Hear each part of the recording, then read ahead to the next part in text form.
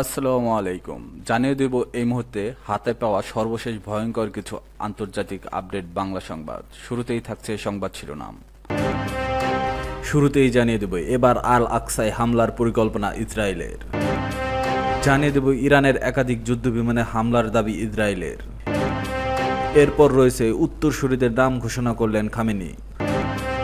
সর্বশেষ থাকছে ইরানের ইস্পাহানে সেন্ট্রিফিউজ উৎপাদন কেন্দ্রে হামলা চালানো হয়েছে, জানিয়েছে ইসরায়েল। এখন শুনছিলেন সংবাদ শিরোনাম, এবার বিস্তারিত। প্রিয় দর্শক, আপনি যদি এই চ্যানেলে নতুন হয়ে থাকেন, ভিডিওটি দেখতে দেখতে চ্যানেলটি সাবস্ক্রাইব করে আমাদের সাথেই থাকুন। এবার আল আকসায় হামলা চালানোর পরিকল্পনা করেছে ইসরায়েল। ইরানে ইসরায়েলি হামলার পর যুদ্ধকে বৈধতা দিতে একের পর এক ন্যারেটিভ গড়ছে তেল আবিব।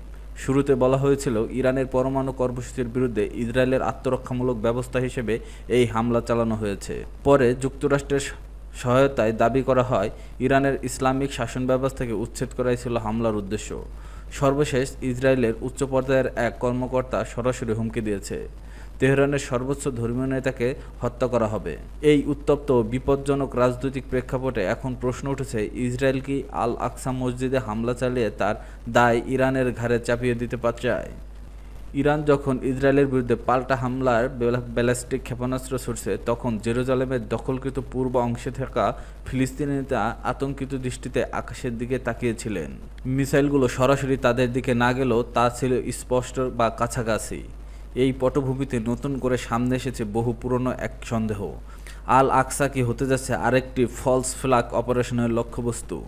তুরস্কের বিশিষ্ট রাজনৈতিক বিশ্লেষক জাহিদ তুরাকোর সতর্ক করে বলেছেন, এই মুহূর্তটি ইসরায়েলের জন্য অত্যন্ত সুবিধাজনক। তারা চাইলে মোসাদের মাধ্যমে এমন একটি হামলা ঘটাতে পারে যাতে দোষ চাপানো যায় ইরানের ঘাড়ে।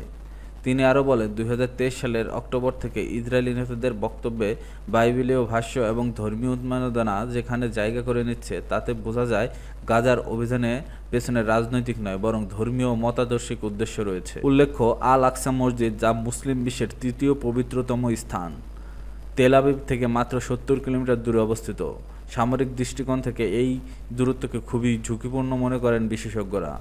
তাদের মতো যুদ্ধের কুয়াশায় ঢাকা এমন সময় একটি হামলা হতে পারে ইসরায়েলের বহুদিনের পরিকল্পনার অংশ। এদিকে ইরানকে আন্তর্জাতিকভাবে হেয় করা, অন্যদিকে মুসলিম বিশ্বের দৃষ্টি ঘুরিয়ে দিয়ে পবিত্র স্থানটির ধ্বংসযজ্ঞ চালানো। সাম্প্রতিক একটি ভাইরাল ভিডিওতে দেখা যায় কট্টর ইহুদি ধর্মীয় নেতা রাবাই ইউসুফ মিরাচি বলেন, আমি হলে আল আকসায় বোমা ফেলতাম আর দোষ দিতাম ইরানের উপর। ইতিহাসবিদ জাকারিয়া কুরসুন বলেন, এটা হবে এক ঢিলে দুই পাখি মারার মতো। এদিকে মুসলিম বিশ্বের সুন্নি শিয়া বিভাজনকে বাড়ানো হবে, অন্যদিকে আল আকসা ধ্বংসের জন্য মানসিকভাবে মুসলমানদের প্রস্তুত করা হবে। আল আকসা মসজিদ ঘিরে ইসরায়েলের পরিকল্পনা নতুন নয়। টেম্পল মাউন্ট মুভমেন্ট এর পেছনে দীর্ঘদিন ধরে সরাসরি ও পরোক্ষভাবে ইসরায়েলের সরকার সহযোগিতা করে আসছে। এই আন্দোলনের মূল উদ্দেশ্য হলো আল আকসা এবং ডোম অব দ্য রক গুড়িয়ে দেওয়া, সেখানে একটি ইহুদি উপাসনালয় গড়ে তোলা। ইরানের একাধিক যুদ্ধবিমানে হামলার দাবি ইসরায়েলের। ইরানের যুদ্ধবিমানে হামলার দাবি করেছে ইসরায়েল। দেশটির দাবি, ইরানের একাধিক যুদ্ধবিমান হামলা চালানো হয়েছে। শনিবার জর্ডানের সংবাদ মাধ্যম রয়া নিউজের এক প্রতিবেদনে তথ্য জানানো হয়েছে। প্রতিবেদনে বলা হয়েছে, ইরানের 3টি F-14 যুদ্ধবিমান হামলা চালানোর দাবি করছে ইসরায়েলি সেনাবাহিনী। শনিবার এক বিবৃতিতে ইসরায়েলি সেনাবাহিনী জানিয়েছে তাদের যুদ্ধবিমান ইরানের কেন্দ্রীয় অঞ্চলের সামরিক স্থাপনাগুলোর উপর হামলা চালিয়েছে। ইসরায়েলি সেনাবাহিনীর বিবৃতিতে বলা হয়, এই অভিযানের লক্ষ্য ছিল ইরানের 3টি F-14 যুদ্ধবিমান এবং গুরুত্বপূর্ণ সামরিক অবকাঠামো। তবে ইরানের পক্ষ থেকে এই হামলা নিয়ে এখনও আনুষ্ঠানিক কোনো প্রতিক্রিয়া জানানো হয়নি। এর আগে নতুন মাত্রায় ইসরায়েল হামলা চালিয়েছে ইরান।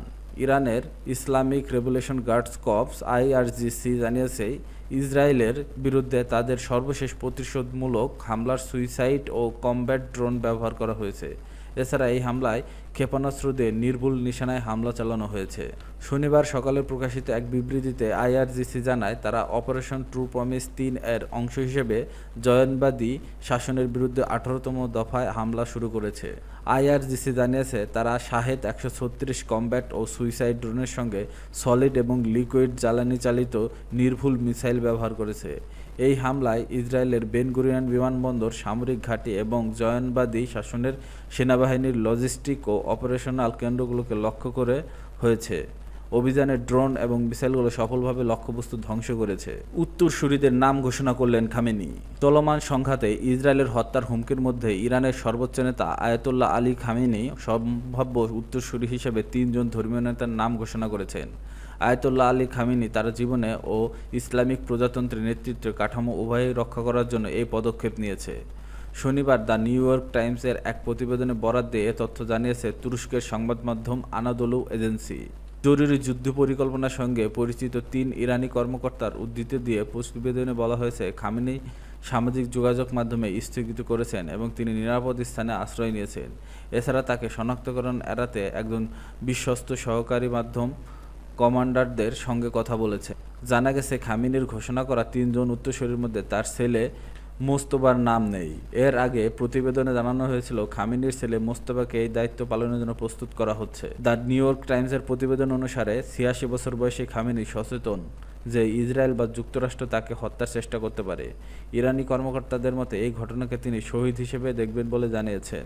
এই হুমকির পরিপ্রেক্ষিতে খামেনি ইরানের পরবর্তী সর্বোচ্চ নেতা নির্বাচনের দায়িত্বপ্রাপ্ত ধর্মীয় সংস্থা বিশেষজ্ঞ পরিষদকে দ্রুত পদক্ষেপ নেওয়ার এবং তার ব্যক্তিগতভাবে পেশ করা 3টি নাম থেকে একজন উত্তরসূরি নির্বাচন করার নির্দেশ দেওয়ার পদক্ষেপ নিয়েছে। খামেনির প্রস্তাব করা 3 জনের নাম প্রকাশ করা হয়নি। স্বাভাবিক পরিস্থিতিতে ইরানের একজন নতুন সর্বোচ্চ নেতা নিয়োগের প্রক্রিয়াটি কয়েক মাস সময় নিতে পারে, কারণ বিষয়টি নিয়ে আলোচনা করা হয় এবং এতে একাধিক প্রার্থী থাকতে পারেন। কিন্তু দেশটি এখন যুদ্ধের মধ্যে থাকায় কর্মকর্তারা নিউ ইয়র্ক টাইমসকে বলেছেন, খামেনি ইসলামী প্রজাতন্ত্র এবং তার উত্তরাধিকার উভয়কেই সুরক্ষা করার জন্য দ্রুত এবং নিয়ন্ত্রিত স্থানান্তর নিশ্চিত করতে চান।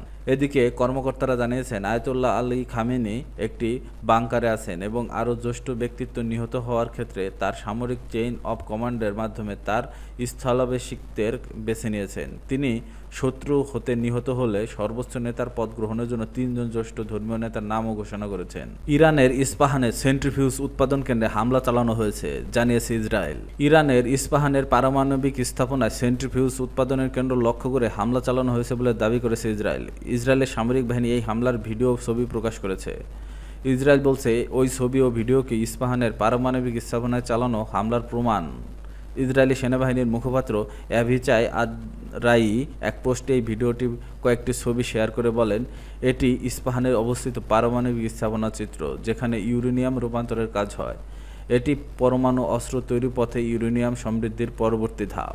তিনি আরও বলেন, বিমান বাহিনী কেন্দ্রীয় এই স্থাপনার পাশাপাশি সেন্ট্রিফিউজ উৎপাদনে ব্যবহৃত ভবনগুলো লক্ষ্য করে হামলা চালিয়েছে। আমরা ইরানের পারমাণবিক প্রকল্প হামলা অব্যাহত রেখেছি। প্রসঙ্গত, গত 13 জুন থেকে ইসরায়েল ইরানের বিভিন্ন স্থানে বিশেষ করে সামরিক ও পরমাণু স্থাপনাগুলোকে লক্ষ্য করে বিমান হামলা চালাচ্ছে। জবাবে তেহরান ও তেল আবিব সহ ইসরায়েলের বিভিন্ন লক্ষ্যবস্তুতে ব্যালিস্টিক ক্ষেপণাস্ত্র ও ড্রোন হামলা শুরু করে। ইসরায়েলের সরকারি হিসাব মতে ইরানের হামলা এখন পর্যন্ত 25 জন নিহত হয়েছে এবং শতাধিক আহত হয়েছে। অন্যদিকে ইরানের স্বাস্থ্য মন্ত্রণালয়ের দেওয়া সর্বশেষ তথ্য অনুসারে দেশটির ইসরায়েলি হামলায় এখন পর্যন্ত 430 জন নিহত এবং 3500 জনের বেশি আহত হয়েছেন।